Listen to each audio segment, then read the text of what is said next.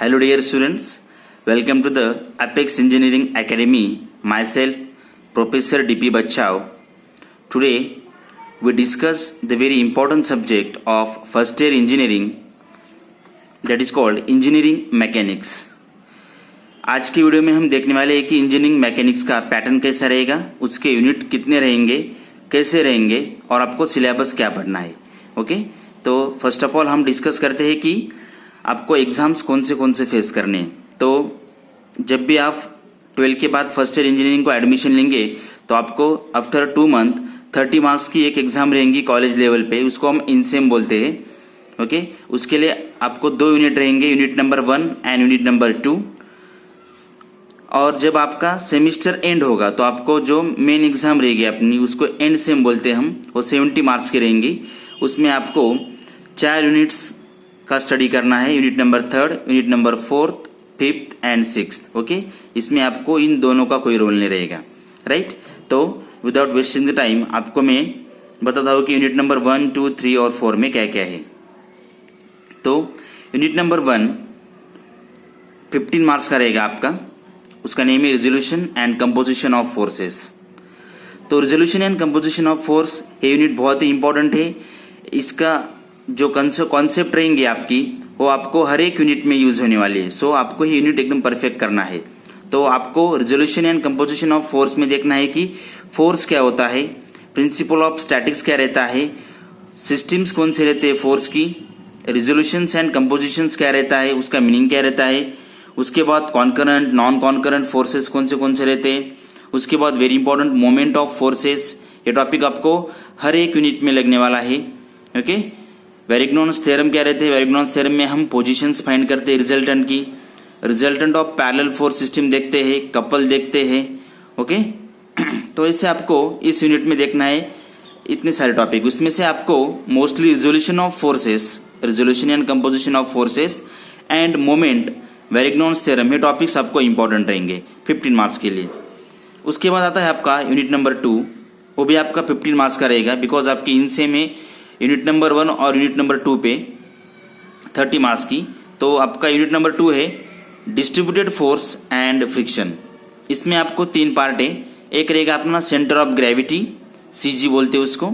उसके बाद moment of inertia और फ्रिक्शन, ऐसे 3 टाइप रहेंगे. तो उसमें आपको देखना है कि मोमेंट ऑफ एरिया क्या रहता है, centre of plane lamina, wire, bends, MI, moment of inertia, friction में भी आपको लॉज ऑफ फ्रिक्शन, उसके एप्लीकेशन देखने हैं. उसके बाद जो बॉडी रहेंगी हॉरिजॉन्टल प्लेन पे देखना है, इंक्लाइन प्लेन पे देखना है, वेजेस, लैडर, बेल्ट. ओके, ये सब आपको इस यूनिट में देखना है. ये सब्जेक्ट फास्ट है, आपको ज्यादा पढ़ाई करनी पड़ेगी, क्वेश्चन पेपर ओरिएंटेड आपको स्टडी करना पड़ेगा. ओके, उसमें आपको थ्योरेटिकल पार्ट और फॉर्मूले भी बहुत आएंगे.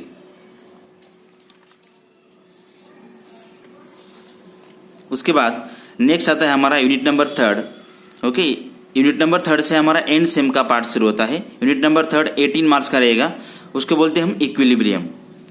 This is very important and vast unit, equilibrium. इसमें आपको मैंने जो 3 स्टार किए हैं वो 3 स्टार से पार्ट आपको देखना है. पार्ट 1 में आपको देखना है कि लैमिस थ्योरम रहेगा इसमें आपको.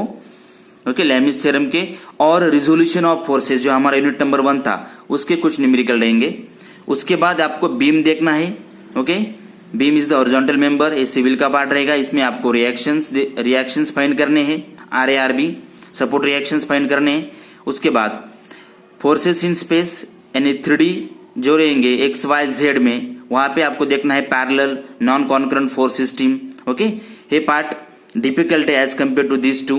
ओके, तो आपको फोर्सेस इन स्पेस में ज्यादा पढ़ाई करनी पड़ेगी. उसके बाद हमारा आता है यूनिट नंबर 4 17 मार्क्स के लिए, analysis of structure. Analysis of structure में आपको स्ट्रक्चर में ट्रस देखना है, केबल देखना है, फ्रेम देखना है.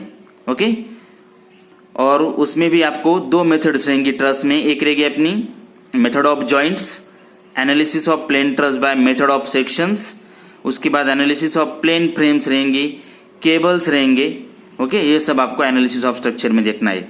इसमें भी आपको रिजोल्यूशन का पार्ट रहेगा. तो रिजोल्यूशन को आप हार्ट ऑफ मैकेनिक्स भी बोल सकते हैं. Okay, very important.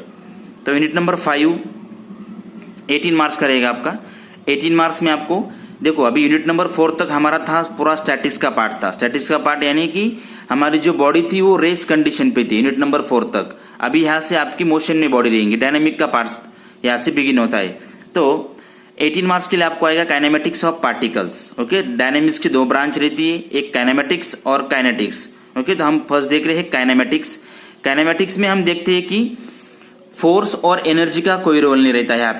यहाँ पे सिर्फ हम देखते हैं velocity, acceleration, speed, time, distance, okay, jerk, in quantity का यहाँ पे आपको यूज करते हैं हम। तो kinematics of particles, kinematics of particles में आपको देखना है कि kinetics of linear motion.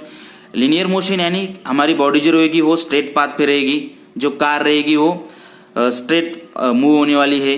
Okay, इसमें हम कर्वीलिनियर मोशन भी देखते हैं, वेरिएबल एक्सेलरेशन देखते हैं, उसके बेसिक कॉन्सेप्ट देखेंगे, उसके बाद एक्सेलरेशन देखेंगे, उसके बाद एमयूजी, मोशन अंडर ग्रेविटी, एक ऑब्जेक्ट ऊपर से आ रहा है, नीचे से मैंने उसको फेंका, थ्रो किया, उस पे आने वाली वेलोसिटी, एक्सेलरेशन, स्पीड हम एमयूजी में देखेंगे, मोशन अंडर ग्रेविटी।